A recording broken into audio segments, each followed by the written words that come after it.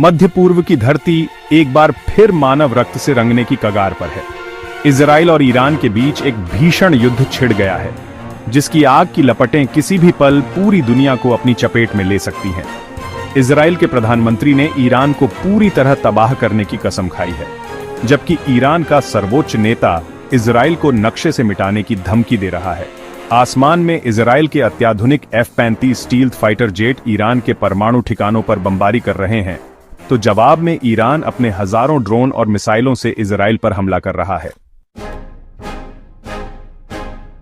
इस युद्ध ने दुनिया को दो खेमों में बांट दिया है। अमेरिका और पश्चिमी देश इजराइल के साथ हैं, जबकि रूस और चीन जैसे देश ईरान के पक्ष में झुकते दिख रहे हैं। यह युद्ध अब सिर्फ दो देशों तक सीमित नहीं है, बल्कि एक वैश्विक शक्ति प्रदर्शन बन चुका है। सवाल यह है कि इस युद्ध का विजेता कौन होगा? सैन्य शक्ति के तराजू पर कौन सा देश भारी पड़ेगा? किसके पास कितनी सेना, कितने घातक हथियार और कौन सी वायुसेना आसमान पर राज करेगी? इस युद्ध का भारत पर क्या प्रभाव पड़ेगा? क्या इजराइल के अनुरोध पर भारत उसे ब्रह्मोस या आकाश जैसे मिसाइल रक्षा तंत्र दे सकता है? आज हम दोनों कट्टर दुश्मनों की सैन्य ताकत का परत दर परत विश्लेषण करेंगे और जानेंगे कि इस महासंघर्ष का परिणाम क्या हो सकता है। हम आपको इस सनसनीखेज खबर की पूरी कहानी बताएंगे। अपने विचार टिप्पणी में जरूर साझा करें।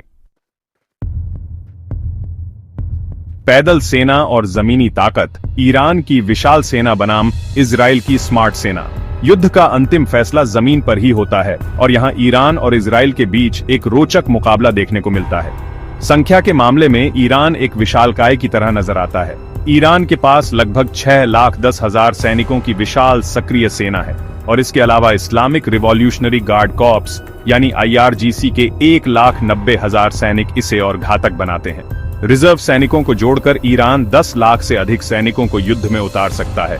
इस विशाल सेना को समर्थन देने के लिए ईरान के पास 2,000 से ज्यादा टैंक, हजारों बख्तरबंद वाहन और तोपें हैं। ये आंकड़े ईरान को जमीनी युद्ध में एक ताकतवर खिलाड़ी बनाते हैं, लेकिन जैसा कि कहा जाता है, आकार ही सब कुछ नहीं होता। इजराइल की सक्रिय सेना ईरान की तुलना में छोटी है, लगभग 1,70,000 सैनिक। लेकिन यहां एक बड़ा अंतर है। इजराइल में हर नागरिक को सैन्य प्रशिक्षण लेना अनिवार्य है, जिसके कारण उसके पास 4,65,000 की एक विशाल और अत्यधिक प्रशिक्षित रिजर्व फोर्स है, जिसे 48 घंटे में युद्ध के लिए तैयार किया जा सकता है। संख्या में कम होने के बावजूद इजरायली सैनिक दुनिया के सबसे कुशल और युद्ध अनुभवी माने जाते हैं। हथियारों के मामले में भी इजराइल का पलड़ा भारी है।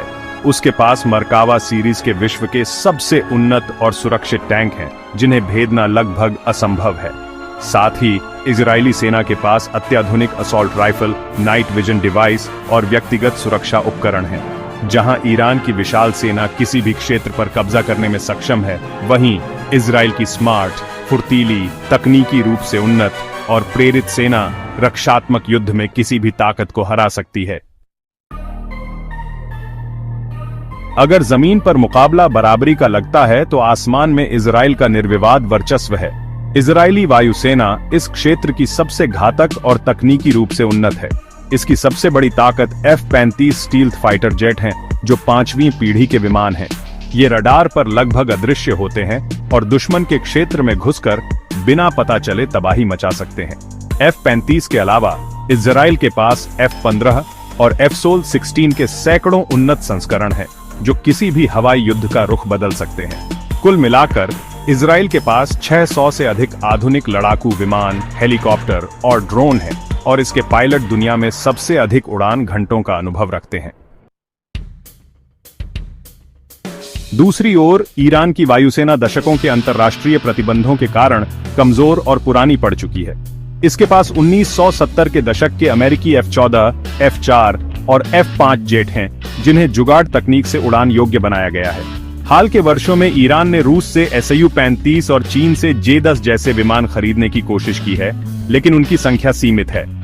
ईरान की असली ताकत उसकी वायुसेना नहीं, बल्कि उसका S-300 जैसे रूसी हवाई रक्षा तंत्र है, जो इजरायली विमानों के लिए चुनौती पेश कर सकता है। लेकिन इजराइल के F-35 जैसे स्टील्थ विमान इन तंत्रों को चकमा देने के लिए ही बनाए गए हैं। कुल मिलाकर हवाई युद्ध में इजराइल को स्पष्ट बढ़त है। और वह ईरान के हवाई क्षेत्र पर दबदबा कायम करने में सक्षम है। नौसेना फारस की खाड़ी का बादशाह बनाम भूमध्य सागर का रक्षक। नौसेना के मामले में दोनों देशों की रणनीति और ताकत अलग है। ईरान की नौसेना, खासकर IRGC की नौसैनिक शाखा, फारस की खाड़ी और होर्मुज जलडमरू मध्य पर केंद्रित है।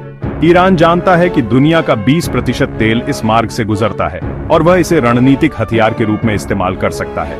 इसलिए ईरान ने बड़े युद्धपोतों के बजाय छोटी, तेज हमलावर नौकाएं, मिसाइल बोट और मिनी पनडुब्बियों का विशाल बेड़ा तैयार किया है। ये हजारों छोटी नौकाएं किसी भी बड़े युद्धपोत के लिए खतरा बन सकती हैं। साथ ही ईरान के पास एंटीशिप बैलिस्टिक मिसाइलें हैं जो दुश्मन के विमान वाहक पोतों को निशाना बना सकती हैं।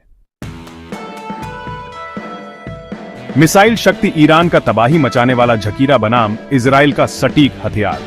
मिसाइल तकनीक में ईरान इजराइल को कड़ी टक्कर देता है। प्रतिबंधों के कारण जब ईरान को लड़ाकू विमान नहीं मिले तो उसने बैलिस्टिक और क्रूज मिसाइलों पर ध्यान केंद्रित किया। आज ईरान के पास मध्य पूर्व में सबसे बड़ा और विविध मिसाइल भंडार है। शहाब, सज्जिल और एमड सीरीज की बैलिस्टिक मिसाइलें 2000 किलोमीटर से अधिक दूरी तक मार कर सकती हैं और इजराइल का कोई भी शहर इनके निशाने से बाहर नहीं है। ये मिसाइलें भारी विस्फोटक ले जा सकती हैं और शहरों में खौफ व तबाही मचाने के लिए डिजाइन की गई हैं।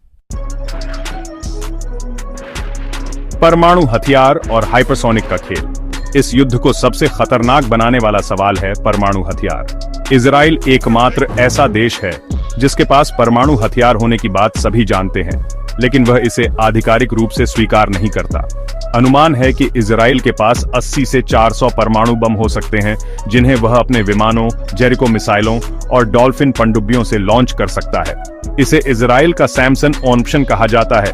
अगर उसका अस्तित्व खतरे में पड़ा तो वह दुश्मनों को अपने साथ ले डूबेगा। वहीं ईरान का परमाणु कार्यक्रम विवादों में रहा है। ईरान दावा करता है कि उसका कार्यक्रम शांतिपूर्ण है, लेकिन पश्चिमी देशों को शक है कि वह परमाणु बम बनाने के करीब है। 2025 के आंकड़ों के अनुसार ईरान के पास इतना संवर्धित यूरेनियम है कि वह कुछ हफ्तों में परमाणु बम के लिए सामग्री तैयार कर सकता है। इजराइल का सबसे बड़ा डर यही है और उसके हमले इसी का नतीजा है। साथ ही ईरान ने फत्ताह नाम की हाइपरसोनिक मिसाइल का दावा किया है, जो ध्वनि की गति से 5 गुना तेज है और रास्ता बदल सकती है, जिसे रोकना मुश्किल है। अगर यह दावा सही है तो यह इजराइल के आयरन डोम जैसे तंत्रों के लिए खतरा हो सकता है। ड्रोन युद्ध। ईरान का सस्ता झुंड बनाम इजराइल की स्मार्ट तकनीक। ड्रोन तकनीक में ईरान ने दुनिया को चौंकाया है। उसके पास शाहिद 136 जैसे सस्ते लेकिन प्रभावी सुसाइड ड्रोन का विशाल भंडार है, जो सैकड़ों की संख्या में झुंड बनाकर हमला करते हैं, जिससे हवाई रक्षा तंत्र के लिए इन्हें रोकना मुश्किल होता है। रूस ने यूक्रेन युद्ध में इन ड्रोन का इस्तेमाल किया था। ईरान इन्हें अपने सहयोगी समूहों जैसे हूती और हिजबुल्लाह को भी देता है। लेकिन अगर ईरान ड्रोन बनाने में माहिर है तो इजराइल ड्रोन मार गिराने और उन्नत ड्रोन बनाने में बादशाह है। उसके पास आयरन डोम, डेविड्स स्लिंग और एरो 3 जैसे मल्टीलेयर्ड हवाई रक्षा तंत्र हैं, जो ड्रोन से लेकर बैलिस्टिक मिसाइलों तक को नष्ट कर सकते हैं। इजराइल के पास हेरोन टीपी और सर्चर जैसे उन्नत जासूसी और हमलावर ड्रोन भी हैं, जिन्हें भारत भी खरीदता है।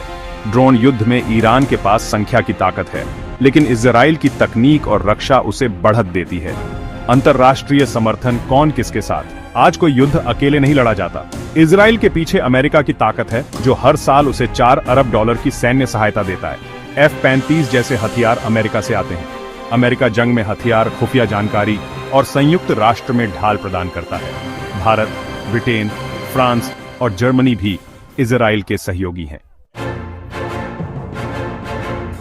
ईरान के पास अमेरिका जैसा शक्तिशाली सैन्य सहयोगी नहीं है, लेकिन उसके पास मध्य पूर्व में प्रॉक्सी समूहों का जाल है। लेबनान में हिजबुल्लाह, यमन में हूती और सीरिया इराक में लड़ाके, जो इजराइल के खिलाफ मल्टी फ्रंट युद्ध छेड़ सकते हैं। रूस और चीन ईरान के रणनीतिक साझेदार हैं, जो आर्थिक और कूटनीतिक मदद देते हैं। भारत जैसे देश तटस्थ भूमिका निभा रहे हैं और शांति की अपील कर रहे हैं। अब सवाल है, भारत पर इसका क्या प्रभाव पड़ेगा? क्या इस युद्ध की आग भारत तक पहुंचेगी? हाँ, और इसका असर गहरा हो सकता है।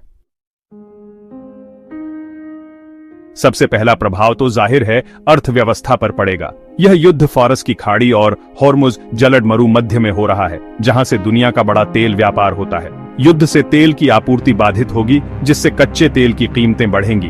भारत 85% से अधिक तेल आयात करता है, तो पेट्रोल डीजल की कीमतें बढ़ेंगी, महंगाई बढ़ेगी और आम आदमी पर बोझ पड़ेगा। दूसरा प्रभाव रणनीतिक और कूटनीतिक होगा। भारत के इजराइल और ईरान दोनों से करीबी रिश्ते हैं। इजराइल हमारा प्रमुख रक्षा साझेदार है, तो ईरान चाबहार बंदरगाह के जरिए मध्य एशिया तक पहुंच का रास्ता है। इजराइल से निकटता के कारण भारत उसका पक्ष ले सकता है और चुपके से हथियार दे सकता है, लेकिन खुलकर किसी का पक्ष लेना भारत के लिए नुकसानदायक होगा। भारत को सावधानी से कूटनीतिक संतुलन बनाना होगा। तीसरा प्रभाव खाड़ी देशों में रहने वाले 90 लाख भारतीयों पर पड़ेगा, जो अरबों डॉलर भारत भेजते हैं। युद्ध बढ़ने पर उनकी सुरक्षा और वापसी भारत सरकार के लिए बड़ी चुनौती होगी। निष्कर्ष, आंकड़ों और तकनीक के आधार पर इजराइल का पलड़ा भारी है। उसकी वायुसेना, तकनीक और अमेरिका का साथ उसे अजेय बनाते हैं, लेकिन ईरान को कम आंकना भूल होगी। उसकी विशाल सेना, मिसाइल भंडार, प्रॉक्सी समूह और जिद उसे खतरनाक बनाती है। यह युद्ध आसान नहीं होगा और इसका परिणाम दोनों देशों और दुनिया के लिए विनाशकारी हो सकता है। आपको क्या लगता है, इस युद्ध में तकनीक जीतेगी या संख्या, और भारत पर इसका क्या असर होगा? अपनी राय नीचे कमेंट में जरूर बताएं। वीडियो को लाइक, सब्सक्राइब और अपने दोस्तों तक जरूर शेयर करें। जय हिंद, वंदे मातरम।